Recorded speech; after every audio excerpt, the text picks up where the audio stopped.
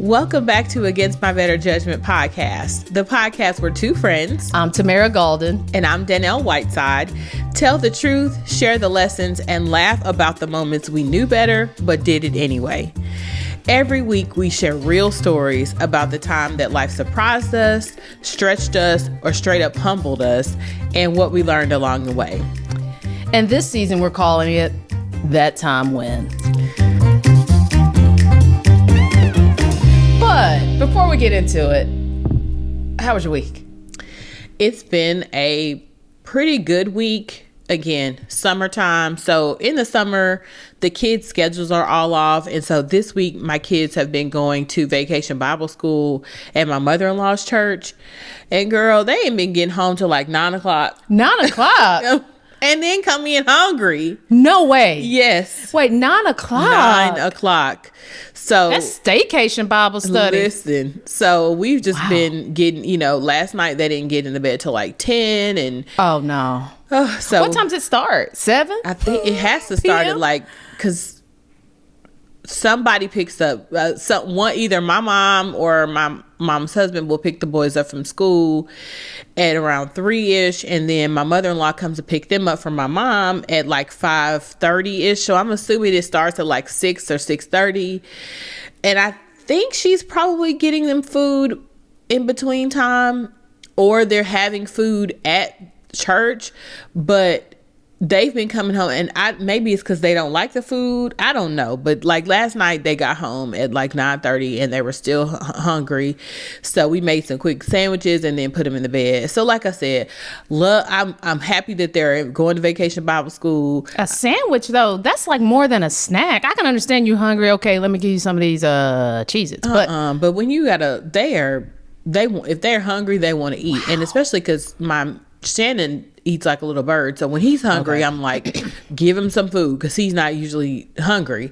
So anyway, it's just, the point is the schedules have been all off, and but school's about to start back soon, so we're gonna be okay. Feed those babies. Right. What about you? What you been up to? Nothing much. Pretty low key. I watched a lot of WNBA. I got a chance to see Seattle play the New York Liberty. The Seattle Storm played the New York Liberty, so I got a chance to see that game in person. Oh. So in Seattle. So pretty good. It's just 'tis the season for cooking. I feel like I'm way more social in the summer, in spring, really with my neighbors and just in life. I'm one of those people that suffer from SAD for real. Yeah. And that's seasonal affect disorder for those who don't know. So I'm way more social, energetic. So this is my time. So. Yeah. Oh, I forgot to say, I just came back from Indianapolis because I did a presentation in Indianapolis to higher ed leaders about the legal aspects of higher education. Mm-hmm. And while I was there, it's going to be the WNBA All-Star Weekend. Yep. And so I saw all these things about starts tomorrow. Is today Wednesday? So it starts Friday. Yeah. So we're dating ourselves, but anyway, like in the airport, they had a basketball court they had installed in there. So like, it was just there was like on the side of this hotel, there was like a huge banner of Caitlin Clark. Yeah. So they're ready. And she does play for the Indiana Fever. I guess so too. Indiana and Indianapolis are different. Okay. Well, but still like it. So 'tis the season of you watching all the sports, WNBA too, and everything. So yeah, hold the follow through. Yep. So let's get right into it. Today's episode is That Time When Dannelle Had a Panic Attack. Yeah, we're gonna get into it, y'all. So I have generalized anxiety disorder. Did you know that? No. What is it?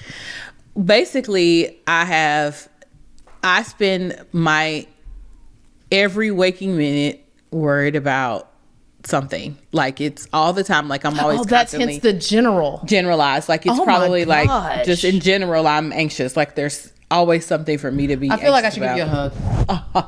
Thank you. All right. I've learned to manage it.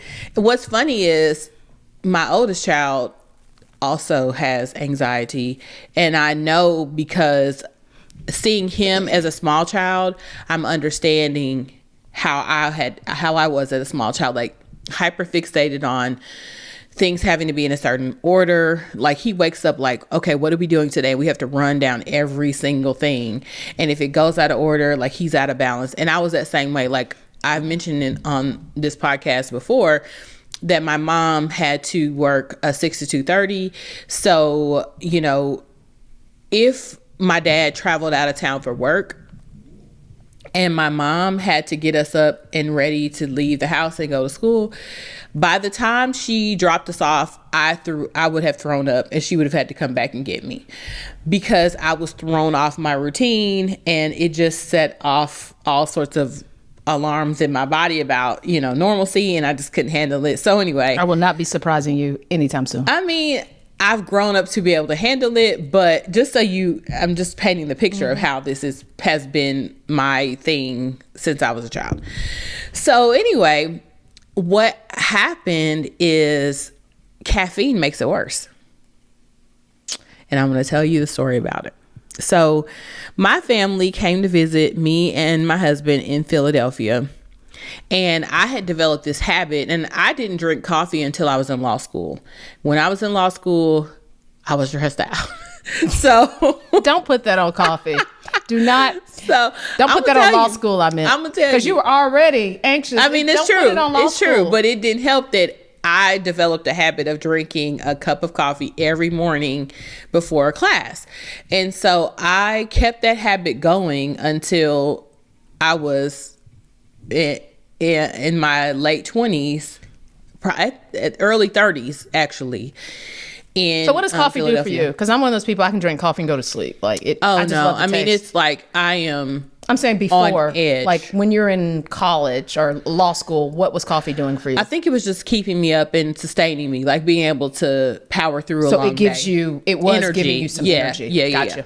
So, like I said, by this time, so this is easily a 8-10 year coffee habit that I had developed of every morning, you know, doing the same thing. How much coffee? Just a cup. Like it didn't take much. Yeah. Okay. So anyway, I had just started to notice that it was no longer doing for me what it needed to. And like I was developing, like there might be a day that I missed it, you know, and then I was developing headaches and dizziness and all this sort of thing. For one cup. Yes. Wow. So then this particular day, my family was in town. We were trying to go get something to eat. And because of the number of people that were in town, we had to take 2 separate cars. Okay. So we're driving to Reading Terminal, and we're going to the Dutch Eating Place, which is the most amazing breakfast place on the history of the planet. If you're ever in Philadelphia, breakfast. If you're ever in Philadelphia, in Reading Terminal, go to the Dutch Eating Place. So you have breakfast there. It's Amish. You said it's in a terminal? That sounds like Reading Terminal is a market. Okay, cool. Yeah. So anyway, but all your party has to be seated. All your party has to be there before you can be seated. So we get there first. We park. I feed the meter. I only put enough. I think you could only park for an hour at this particular meter. So I get out with my party and we get in there. Obviously the other party isn't there yet and they're parking and I don't know where they are. So they're like, okay, ma'am, you have to wait. And so I'm worried about, can we sit together? Do I have much time on my meter? By the time they get there and we sit down, am I gonna have to go leave and feed the meter? And then if I order my food, is it gonna be cold? I mean, like this is how my brain. Anxiety. You say that out loud. This is how my brain is 24/7, except for when I'm asleep. So I'm just giving you an idea of how my brain works on a consistent basis, right? So it's coming to a head in this moment. So finally, I'm waiting. We're pacing, trying to see, you know, when the party's going to get here. They come up. At this point, it's like maybe we've been waiting about 15 minutes. So I'm having to decide whether I leave and go feed the meter more or wait and then sit down and make my order. And so my sister-in-law asked me, she's like, "Are you okay?" And I was like, "I'm just so stressed out." And I think they looked at me like, this girl done lost it. Like, calm down. It's okay. Like, I could see in their face that they were like, are you all right? So in that moment, I make a decision that I'm going to leave there and I'm going to go feed the meter and I'm going to come back. Well, by this time, I'm so worked up that I am walking down the streets of Philadelphia to my car, crying, reciting the Serenity Prayer. Because I'm just trying to calm myself down. Because, like, when you have anxiety, it's like your mind knows that this is not a big deal. Like, duh, like, you feed the meter, go back, it's going to be fine. But you can't physically make yourself calm down. Like, you just can't override that panic that's happening in your brain. Like an anxiety EpiPen. Yes. Like you right, exactly. I wish you had that because I needed it. Ooh. And so, I mean, yeah, you on to something. So anyway, I feed the meter, I'm crying, I come back, still getting myself together. And then by the time I get back in there, they're all seated. There's a seat for me. I sit down, I order a cup of coffee, and it comes out, I do just like this. And it was like something washed over me.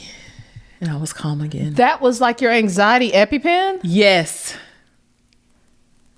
Oh my gosh. And I realized then that I needed to stop drinking coffee. Well, or start. No, because what had happened is in the melee and the chaos of getting everybody ready to go, I missed my coffee for that morning.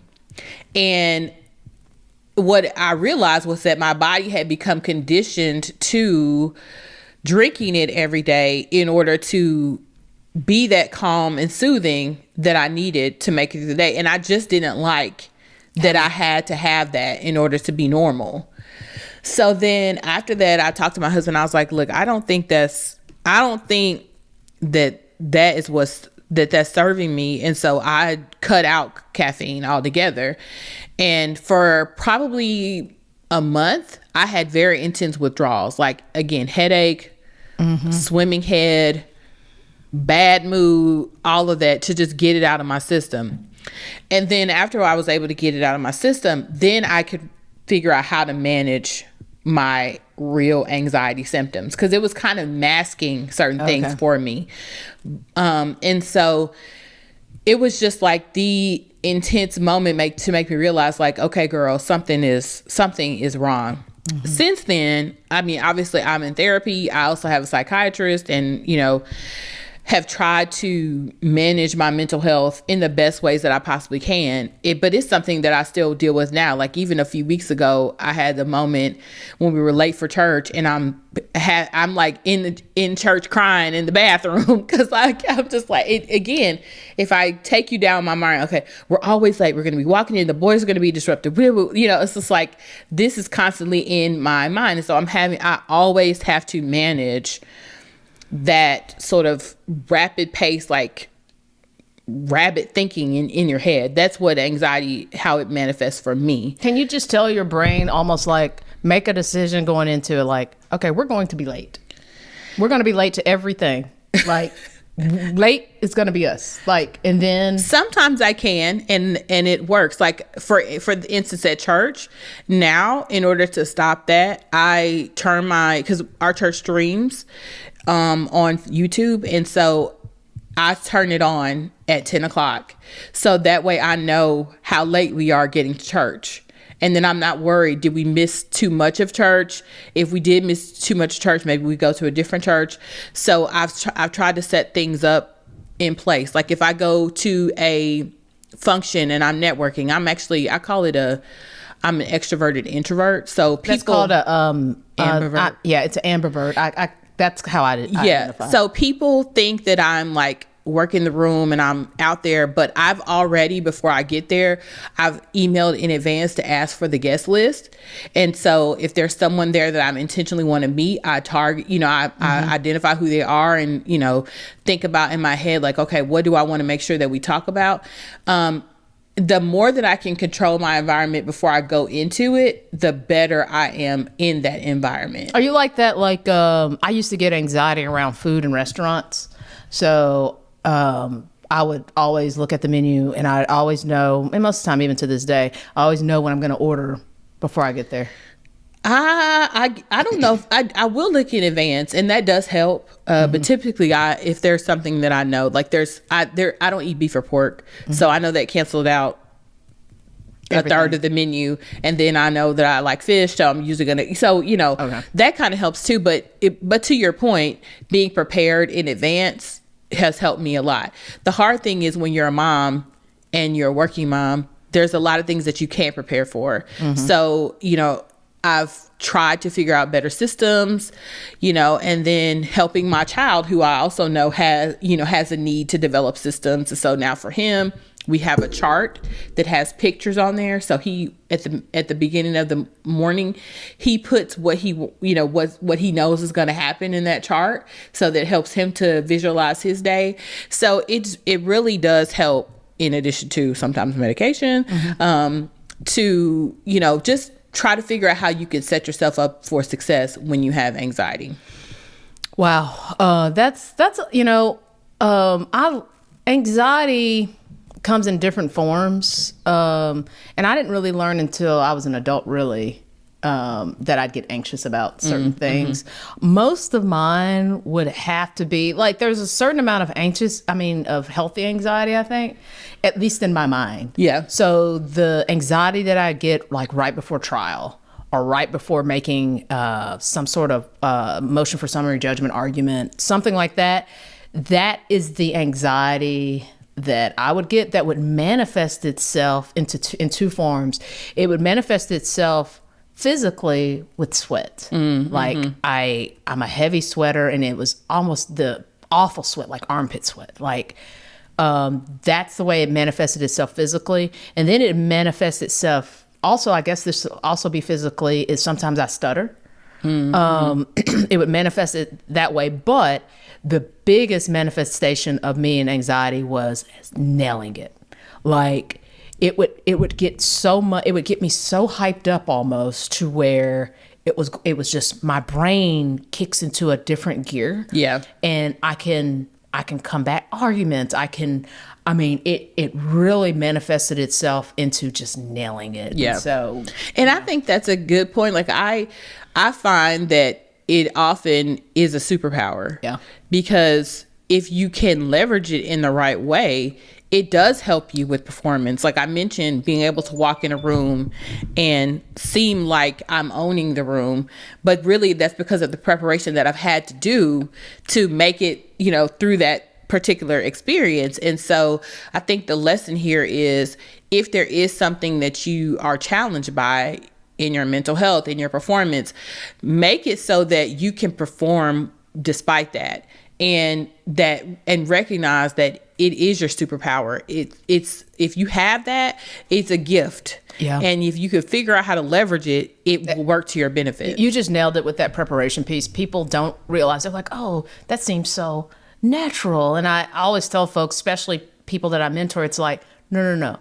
It seemed natural because I've practiced. Like anytime you see me on a Zoom presentation, or if you see me in person with a presentation, or I have practiced so much that it seems natural. And it, people think it almost looks like you didn't even practice. It comes so naturally, so people don't know the work behind it, but They don't have to know it.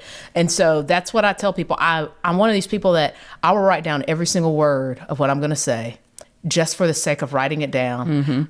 And I don't even have to take it with me, but that's my process, because words come better to me in writing, and thoughts come better for me in writing. And then when they come out of my mouth, it could be something totally different, but also, it's fascinating. Anxiety and the stigma, sometimes that comes with anxiety. But to your point, there's power in a lot of things that.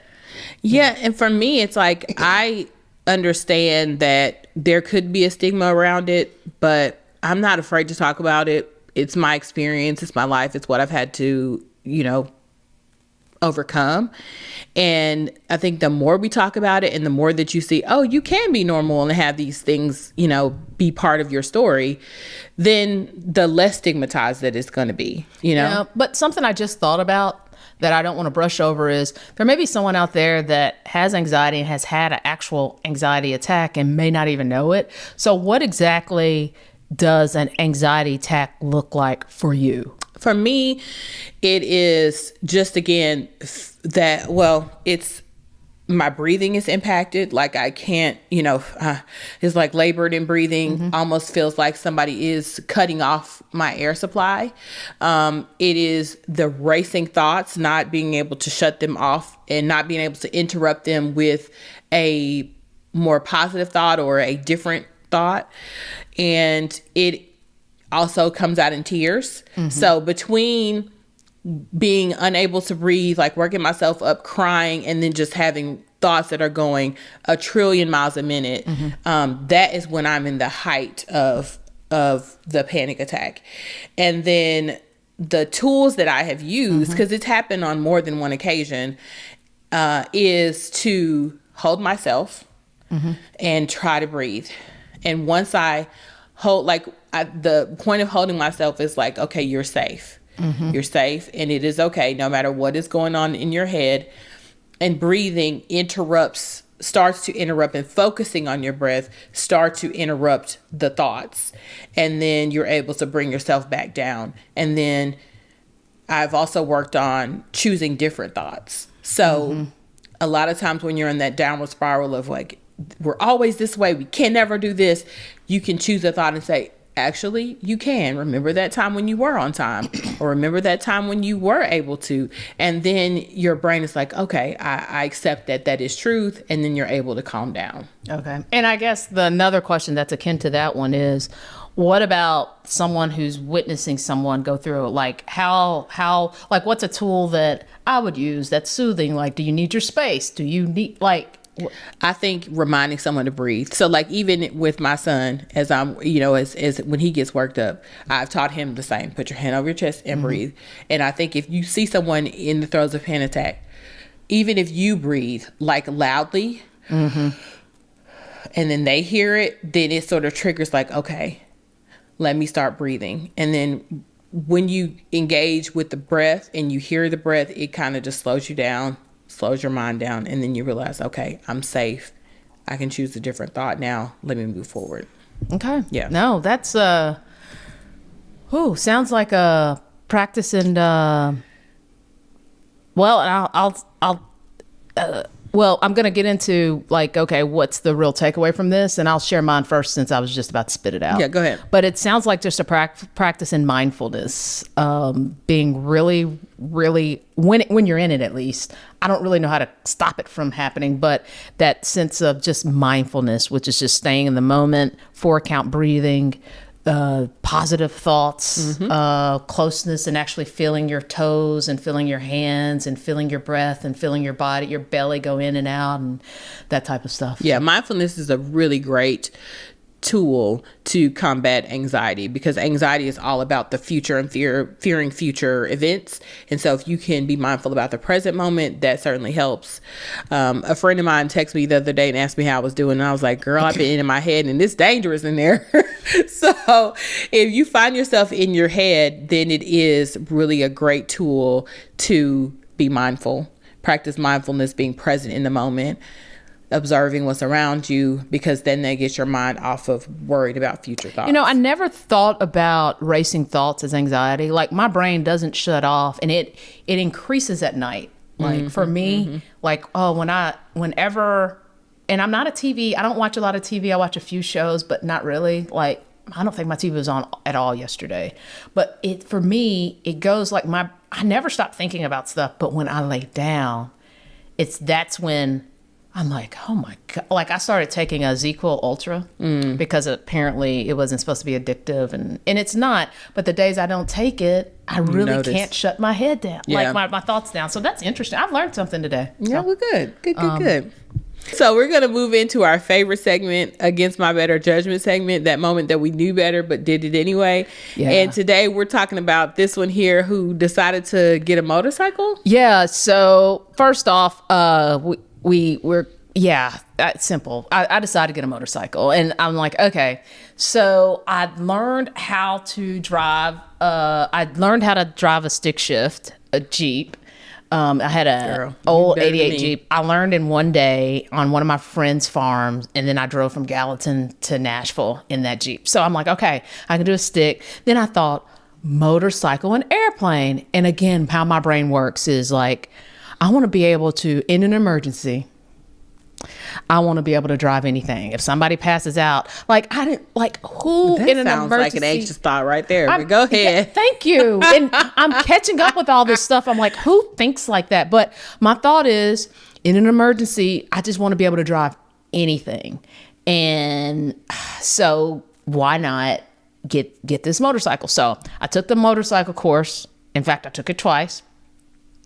And in the course, you learn all the safety features of a motorcycle. But if you've driven a clutch and you've learned how to drive any type of clutch vehicle, it could be a tractor, anything that works with a clutch, then learning a motorcycle is going to be much easier because it operates with a clutch. It's just that your hands are also part of the clutch instead of just your feet to move things into gear. So I have no idea what you're talking about. Yeah. Anyway, the point is if you know how to drive a clutch, driving a motorcycle is going to be much easier. So I take my little course, and you take these courses on these like 200s or 250s, which that's the amount of power. So think about these electric bikes that we see these kids rolling around, except for they're just electric and you just like a moped, you just turn them and they go. Well, think of it like that. Like if it leans on me, I'm strong enough to pick it up. Like if you fall, you can catch yourself with your foot because it's just a 250, something like that, 250 cc's. So I take the course and you do your figure eights with these 250 cc bikes and blah, blah, blah. And so it's time for me to buy a bike. Well, most people, when they're getting their first bike, they'll get like a Triumph or, something smaller, Scout, like something like a 250 cc, nothing more than a 500, 550 cc. Because when you get your first bike, there's some comfort in it. You're just starting riding. Most people stay on these bikes for, 2 to 5 years, getting used to it because bikes, they're inherently dangerous. They are. So that doesn't make sense to me. So I'm like, you know what? If I'm going to buy a bike, I'm going to buy my life bike. Like, you get a dream house. Yeah. I'm going to buy my life bike. Like, I'm going to get one bike. I know how to ride. If you know how to ride, you know how to ride. I'm going to buy my life bike. So I buy this Victory Vegas 8-ball, 1700 cc's. So think about a glider, like I think they call it a glider, a Harley glider. My point is street glide. My point is it's a huge bike. It's heavy. The nice thing about heavy bikes is they're safer, so that trucks, I had 6 gears on this bike. I can get around a truck quick. It's louder, so trucks can hear me. None of this is rational thinking, because how often am I going to be on the interstate getting around a truck? And so I bought this 1700 cc bike, which is huge. I mean, it's one of those bikes that people are like, nice bike. That's what you wanted, is that? And that's what I got. Nice bike. Hey, what are you riding? So I got that. I got this bike, and here's the thing. I did really good in parking lots practicing with this big bike. I did really good, but I had so many near misses.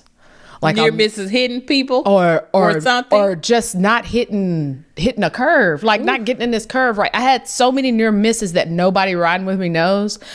Like I remember leaving my subdivision, and the thing with a bike is you got to lean, but you got to look before you get into the curve, because the bike goes wherever your head goes, that's the way the bike goes. If you look down, that's how a bike works.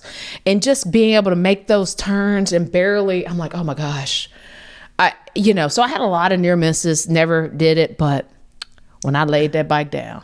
When did you lay it down? It took about a year and a half before I laid it down. And how much were you riding when you had it? A fair amount. Okay. A fair amount. Pretty good to be comfortable. So I was going to go from Nashville to Memphis. My first Nashville to Memphis trip. It was a hot day. For those who don't know, Nashville to Memphis is about 3 hours. Yeah, 3.5. Yeah. 3. Yeah. But anyway, so with this, the thing about this is this was the hardest trip. I had the most difficult part of the trip behind me. It was stop and go traffic, which is very difficult on a bike, and it's very hot.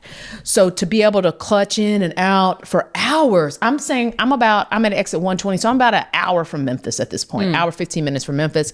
We're really hot. We get off on this exit just to take a break. no problem at the exit. Leaving the exit, something happened on that curve to where I got into some gravel. And I laid it down, leaving the exit, exiting onto the interstate. And granted, I almost don't even use the word lay it down, because it was, I saw it happening, like slow motion, but I couldn't correct it quick enough. So it was the slowest, like my bike, nothing was wrong with my bike. And it was the slowest lay down, but the bike is, I mean, it's like 400 pounds, maybe heavier than that. It's a really heavy bike. So I lay it down, and it's three of us, and we get the bike up. After I lay it down, I drive from that exit to Memphis, no problem, at night. Like by now it's getting dark. It's amazing. But over COVID, I sold the bike. You did. You know, and I needed to, but I put a lot of money into that bike that I just couldn't possibly get back. And that's why I held on to it as long as I did. So, and I was like 35. Like, who does that nonsense? So, against my better judgment, I bought a bike. I went too big. I think I would still be riding bikes now had I started with like a 550. I probably would have just kept that 550 for what I was doing with it. But I wouldn't have gotten that, hey, what kind of bike are you riding? Nice bike. Let me tell you something. You don't ever have to worry about me getting on a motorcycle. Okay? Because what I can't do is even walk in a straight line without falling. I am so clumsy. It's ridiculous. Even driving, when I'm driving with my husband, he's like, you didn't see that curve? I was just run over something. Like, I just am not. How are you clumsy driving? Like, I am a clumsy walker and a clumsy driver. Noted. Noted. Yeah. My hubcaps are scratched to hell right now because of that. Oh, yeah. Like, and it's not, I don't know if it's my depth perception or what, but I just, I'm not the best. That's interesting, because now so many of these cars do so much for you. Like my car, I bought it used, so the hubcaps on it were kind of whoever, you know, as they say with everything, one owner, she drove to church and back. I'm like, in this? But anyway, so the hubcaps were already damaged, but barring, like, I can understand even the car being low, but you're sit up so high for you not to be able to see that curb. I don't think it has anything to do with clumsy, like, or depth perception. I'm not saying that you're not paying attention, but come on now. Let me tell you, one time I was taking the boys to get some ice cream, and I whipped into that parking space, and all I heard was pop. I hit the curb, and it punctured a hole in my tire. And I picked the phone, I called my husband. I was like, hey, you gonna have to come get us. So he pulled up, and he was just like, how did this, I've never ridden with you. How did this happen? So I've never, now that I think about it, I've never. True. We always just meet up somewhere, but I'm okay. I mean, I'm not saying I won't. Right at your own risk, child. I'm not good. I think I'm good unless I just have to. So now I know that about you. So but I mean, I'm glad that you had that experience with the motorcycle. You lived to tell the story. And in an emergency. We gonna ride out. I could save the day. Now, if we're on some kind of movie, Prison Break or something, when they all of a sudden a motorcycle's free, I can get on that motorcycle for a little while. Then all of a sudden I see get in another old car and it has a stick shift. I'm walking or I'm pushing a button and we're riding. But hey, we're gonna get there. All right. Well, what are you taking away from this conversation? Like, you don't have to go all the way in. Like, if you're going to pay for a service and you're going to pay for people's expert advice, they told us, get a 250 or a 550 or 500, whatever it is. Like, if you're going to pay for it, take it. Listen to the experts. But you don't have to go all in with what you think is because that really made sense to me in my brain. But you don't have to, like, your brain is just that. It's just yours. So that's why you get the advice from experts. And if you're going to pay for it, follow their advice. And you don't have to go all in on everything all the time. Well, I'm going to say my takeaway is know when to lay it down. Because when she laid that bike down, she said, I'm laying it down for good. Oh, God. And sometimes if you take the risk and you jump in there and you see, hey, this doesn't necessarily work for me, it's okay to walk away. Yep, lay it down. So this is the end of our episode. So thank you all for joining us for this episode. It's been an absolute blast, and we look forward for you joining us next week for another That Time When. Yeah, and so stay connected with us on Instagram at Against My Better Judgment Pod, or on Facebook at Against My Better Judgment Pod. And if you bought a motorcycle against your better judgment and you want to tell us all about it, send us an email at againstmybetterjudgmentpod@gmail.com. Yeah, and again, we are so glad you're here with us. And we'll see you next time. All right.